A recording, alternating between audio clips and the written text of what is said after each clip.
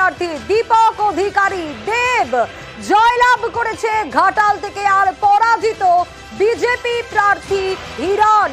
ঘাটালে জয়ী তৃণমূল প্রার্থী দেব, জয়ের ব্যবধানও বেশ খানিকটা। ঘাটালে পরাজিত বিজেপির প্রার্থী হিরণ।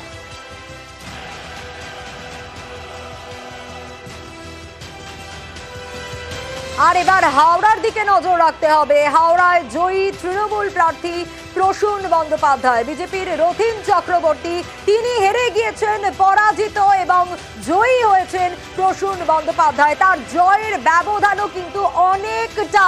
রথীন চক্রবর্তীকে বহু ভোটে হারিয়েছেন প্রসূন বন্দ্যোপাধ্যায়।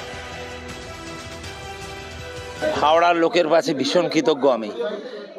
যে আছে, যে পার্টি আছে, যে হোক, তারা মানুষের প্রতি ভীষণ কৃতজ্ঞ। বিজেপি বুঝতে পারলেন যে ওই দিল্লির গল্প করে এখানে আর হয় না, এটাই এখানে হয় না।